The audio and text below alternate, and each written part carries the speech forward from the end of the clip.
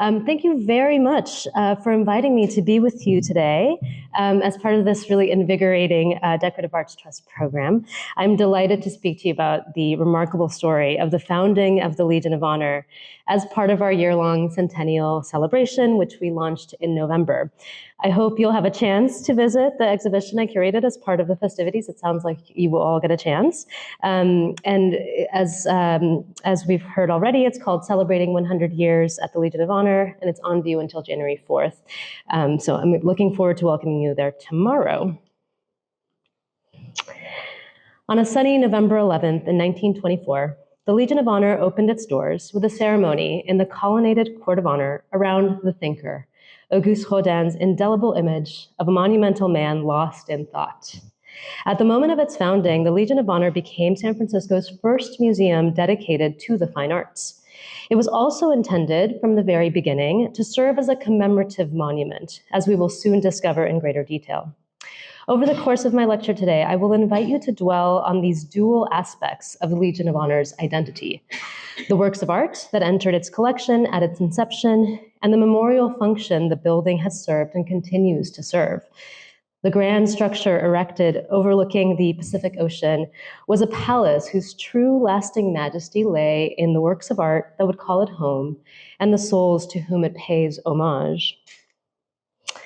The story of the Legion of Honor really begins with an event that testified to the resilience of the city of San Francisco, the 1915 Panama Pacific International Exposition.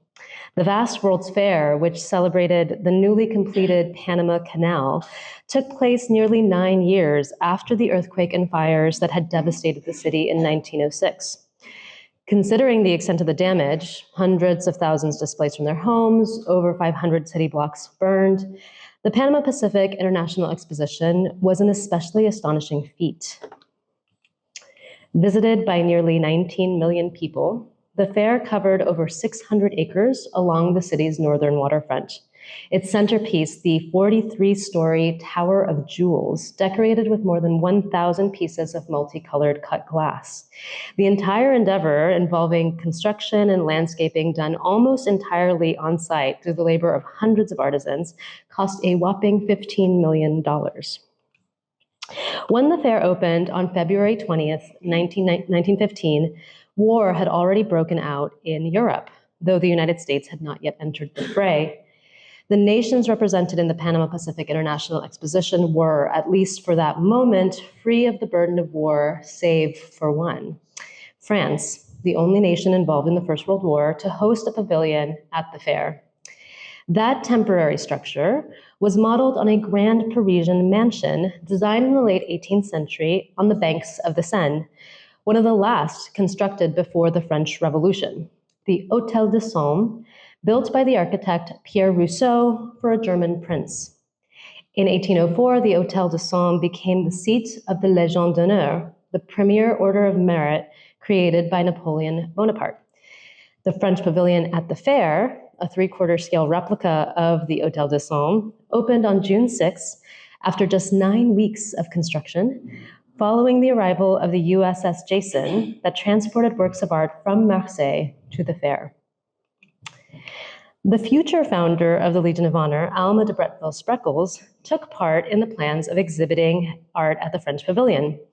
Born on the outskirts of San Francisco to immigrant parents hailing from Denmark, Alma had developed a strong sense of pride in her French lineage, as her father claimed to be descended from a French noble family.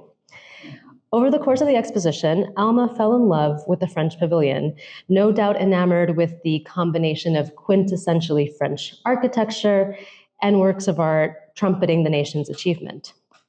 Here, Alma saw an opportunity. Could this wondrous building become the permanent home of the museum devoted to the fine arts that she so ardently wished to establish in her native city? It turned out, of course, that the French Pavilion could not serve as the site of her museum. It was, after all, a temporary structure, virtually made of papier-mâché. But the seed of this idea took hold, and Alma was not alone in her vision for a museum of fine arts in San Francisco. Her husband, Adolphe B. Spreckels, supported the idea both spiritually and financially. Adolf's wealth derived from Spreckels Sugar, the tremendously successful company founded by his father Klaus, which depended on the labor of indentured laborers through working the company's extensive plantations in Hawaii. The Spreckels fortune formed a key ingredient in the making of the Legion of Honor, enabling Alma and Adolf to offer a museum as a gift to the city of San Francisco. With this generous gesture, the Spreckels set to work on their civic legacy, vying with their local rival, Michael H. DeYoung, the co-founder of the San Francisco Chronicle. DeYoung had drawn the ire of Adolf Spreckels through repeated negative coverage of Spreckels Sugar, which culminated in Adolf shooting the newspaperman and sparking a long-lasting rivalry between the families. It was really the Wild West. DeYoung had opened his own memorial museum in 1895 in a building originally constructed for the city's earlier World's Fair in 1894. So the similarities could not have been lost on San Franciscans. On January 14, 1920, the City and County of San Francisco's Board of Supervisors unanimously adopted a resolution accepting the Spreckels' generosity.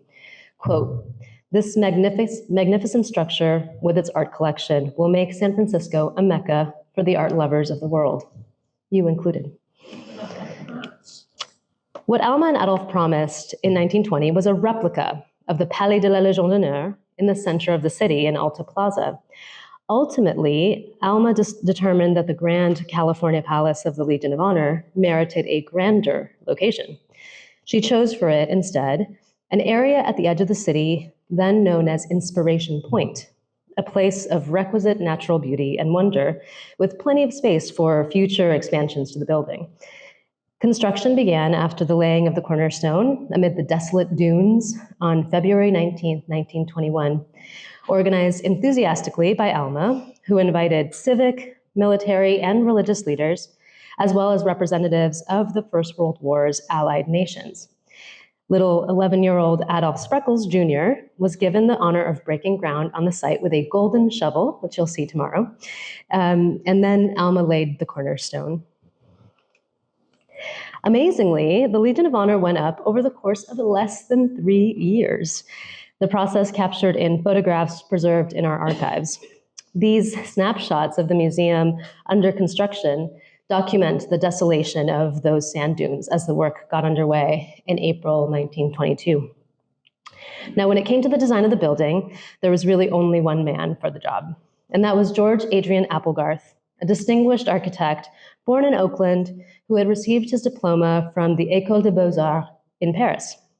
Applegarth worked on multiple projects, both residential and commercial, for the Spreckels family, including the mansion at 2080 Washington Street, where Alma and Adolf resided, which is still there. For the Legion of Honor, the Spreckels received permission from the French government to create a 3/4 scale replica of the Hôtel de Saint. Applegarth then collaborated with Henri Guillaume, who had designed the French pavilion. In 1920, Alma and Adolf also sent Applegarth on a kind of grand tour of American museums with the purpose of surveying the latest approaches to lighting and heating gallery spaces. Applegarth's architectural drawings preserved at the Legion of Honor allow us to peel back the layers of the building to understand the ways he innovated upon the model of the French pavilion. So when you visit the exhibition, you'll see one of those drawings for the dome in the entrance rotunda.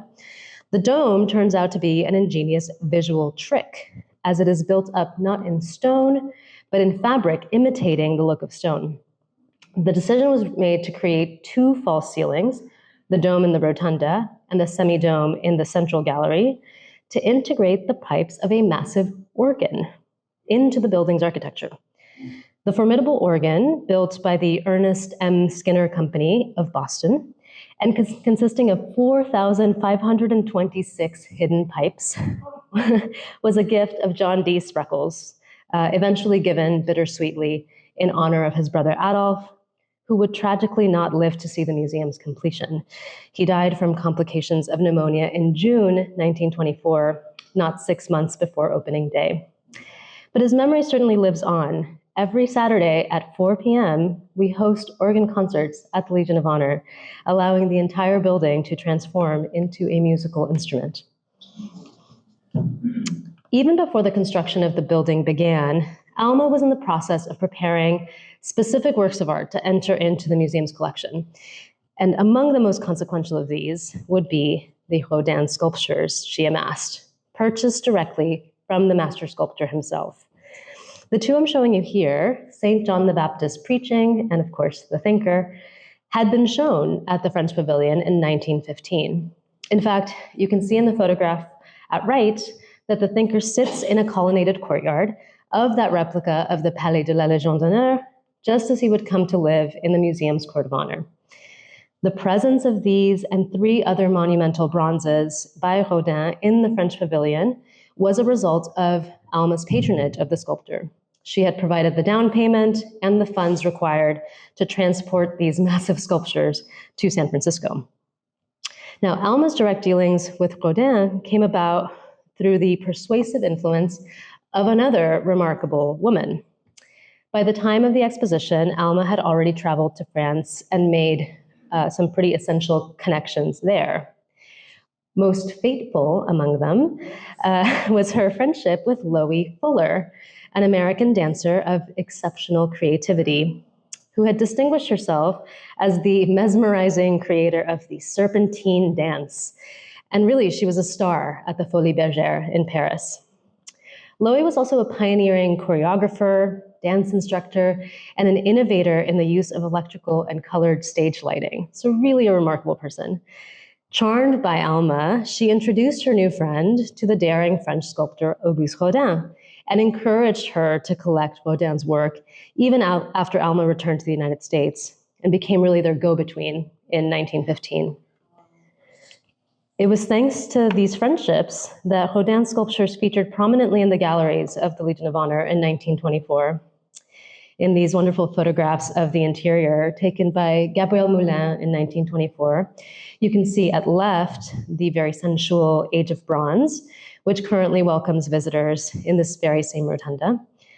You can also glimpse in the adjacent gallery one of the several tapestries on view as part of the inaugural exhibition, which was a showcase of French art consisting of more than 700 works, including Impressionist and post-Impressionist paintings and tapestries sent from the Louvre, the Mobilier National, and various private collections.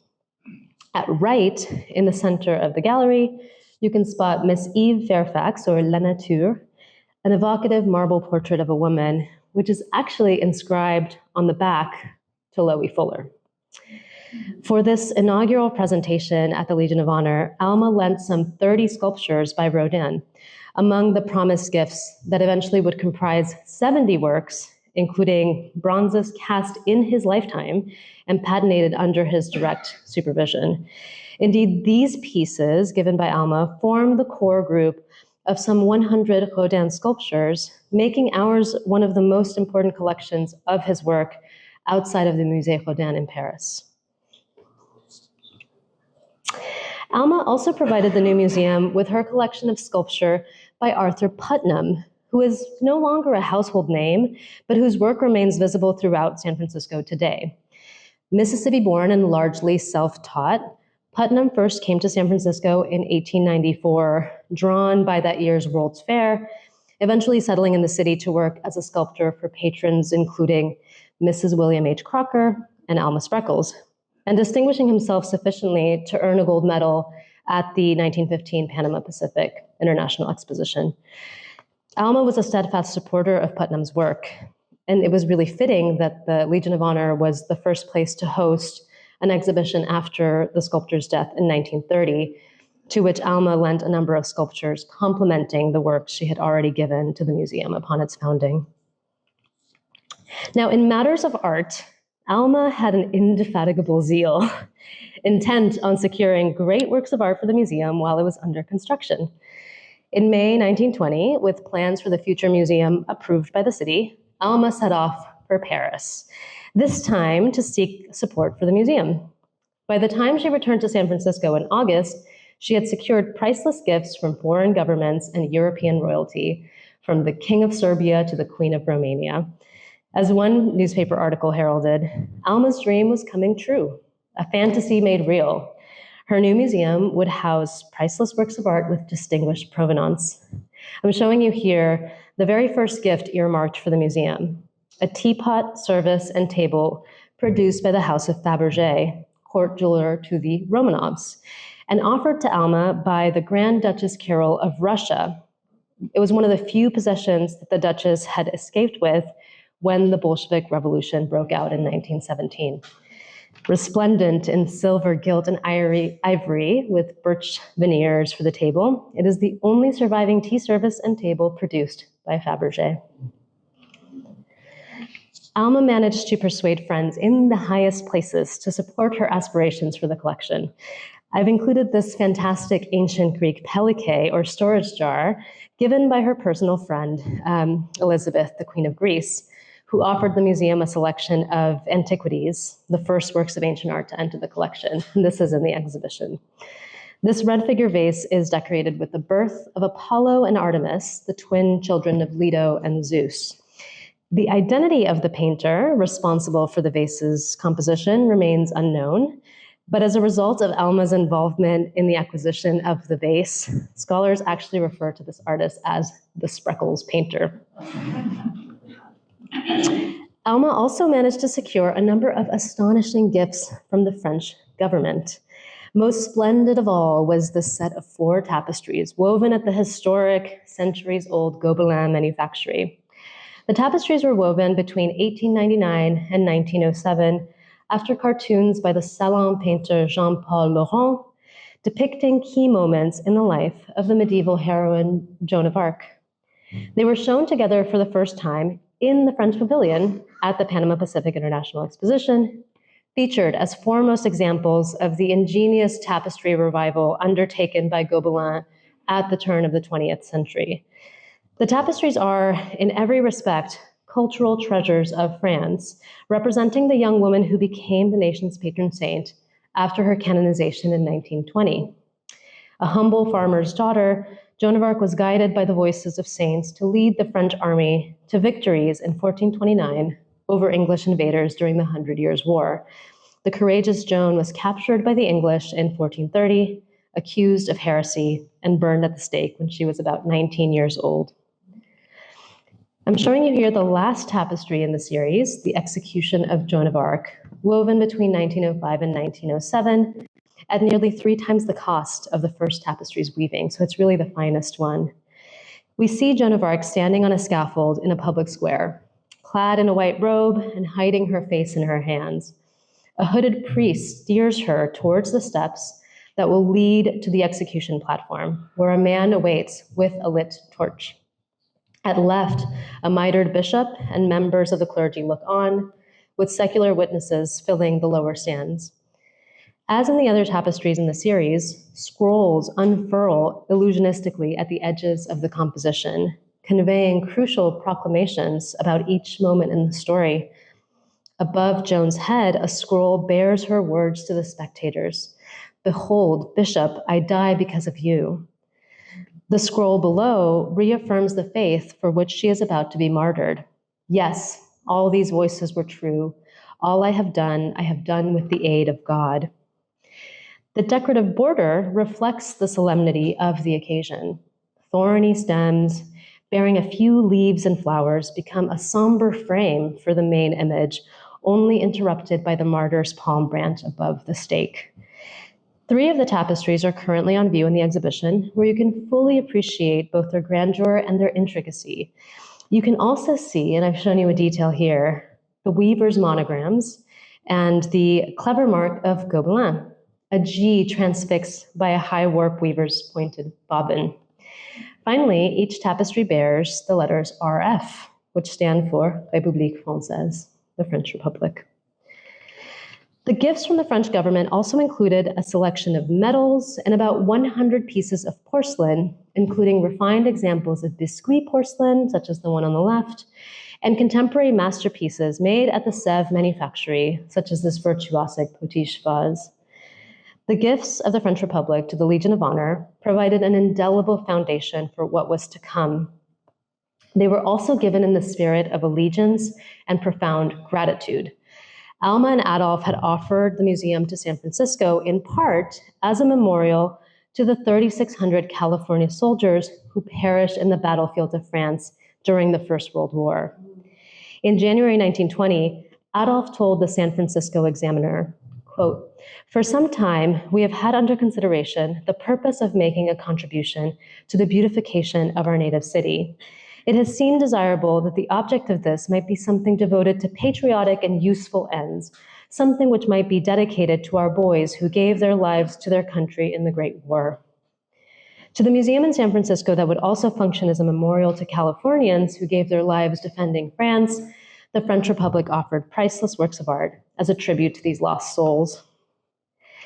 Augmenting the foundational collections, the first transformative gift after the Legion's founding came from Archer M. Huntington. Beginning in 1927, Huntington offered the museum over 500 works from the extraordinary collection of French 18th century decorative arts bequeathed to him by his late mother, Arabella Huntington. French furniture and mounted porcelain formed the core of the gift, which also included tapestries, sculptures, and paintings. And I'm showing you here a marvelous Louis XIV chair and an archival photograph of the first installation of the Huntington gifts at the museum. Another highlight is the fantastic commode by Martin Carlin, decorated with Japanese lacquer and a Carrara marble tabletop. It was probably supplied by a Parisian dealer to the mistress of Louis XV, Madame du Barry, destined for one of her rooms at Versailles, but it made its way to an English country house after the French Revolution. And here I really encourage you to have a look at our YouTube channel, where you can find the excellent lecture given by David Oakey, our curator in charge of sculpture and decorative arts, where he relates the enthralling story of the commode. Archer also ensured that the work of his brilliant wife, the sculptor Anna Hyatt Huntington, found its way into the collection of the Legion of Honor. The 1927 gift included the colossal bronze Joan of Arc, first cast in 1915 and installed on Riverside Drive in Manhattan. 2 years later, her masterpiece, El Cid Campeador, formed part of the sprawling exhibition of contemporary American sculpture that took over the grounds of the museum. And the El Cid Campeador was subsequently acquired in 1937 as a gift of the president of the Board of Trustees.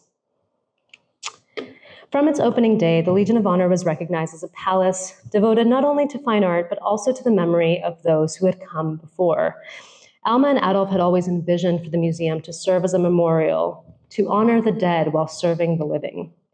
It was thus only natural that the museum would open on Armistice Day, now known as Veterans Day, which had been declared a national holiday in 1919 to observe the day the armistice that ended the First World War had been signed. The San Francisco Examiner described the magnificence of the ceremony of that sunny day. Quote, "No Armistice Day observance the world over was more impressive than that which attended the dedication of the California Palace of the Legion of Honor." Over 1,000 people gathered to witness the event, presided over by Alma, of course, alongside the San Francisco Mayor, James Rolfe, and the French Chancellor of State, beneath an array of French and American flags. Mayor Rolfe reflected on the enormity of the gift for the people of San Francisco. They and their children, for generations to come, will cherish the noble deed of its giving and the name of its donor, Mrs. Alma de Bretteville-Spreckels. Alma had always taken very seriously the responsibility of honoring the dead. As she told the San Francisco Examiner in 1920, quote, "I feel that where so many mothers have lost their sons in the war, we mothers who have not suffered such great loss should be grateful and demonstrate our gratitude in erecting a great memorial in their honor." This responsibility was made all the more real to her in 1923, when the American Legion held its annual convention in San Francisco in the recently completed Court of Honor at the museum's construction site. There, Alma met several veterans, as well as mothers whose sons had fallen in France during the war. And she was inspired to commission an additional tangible tribute to these men, the Book of Gold, its leather-bound parchment pages inscribed by a calligrapher with the individual names and hometowns of the soldiers whose memory would be honored at the museum. As a further tribute, Alma invited military heroes to sign the book, including Marshal Ferdinand Foch, the Supreme Allied Commander on the Western Front in 1918, who was present at the armistice ending the war. The Book of Gold is on view in the exhibition, which is an extension of our usual practice of placing it on display every year on Veterans Day, so you will also see it tomorrow. One further recognition of the museum's memorializing purpose is the wonderful theater, known then as the Little Theater, that was part of the building's original design. It's decorated with a phenomenal ceiling painting called The Apotheosis of the California Soldier, completed in 1924 by a Spanish painter named Julio Villa y Praves. Alma and Adolf clearly believed that the marvelous architecture of the Palais de la Légion d'honneur would grant appropriate gravitas to their museum. 100 years later, it's also clear that the core principle upon which they founded the museum, to honor the dead while serving the living, has added a uniquely moving dimension to a copy of an impressive building that was once intended for a single elite individual. In its Californian incarnation, the Palace of the Legion of Honor is addressed to people from all walks of life, a beacon of awe and reverence for the past. That awe and reverence extends to the singular site it inhabits. The museum has always beckoned visitors to one of the most beautiful landscapes in a tremendously beautiful city. At the moment of its founding, this was a remote region of San Francisco, but all the more breathtaking for it. Looking out onto the Pacific Ocean, where it flows to the Golden Gate, the Legion of Honor was inaugurated 13 years before the completion of the bridge that would become synonymous with San Francisco. Now, once you tear yourself away from the enchanting view and step inside, you encounter a collection that transcends time and connects us to past and future generations. The thinker, above all, a perfect emblem of contemplation for this palace of art and memory. Thank you.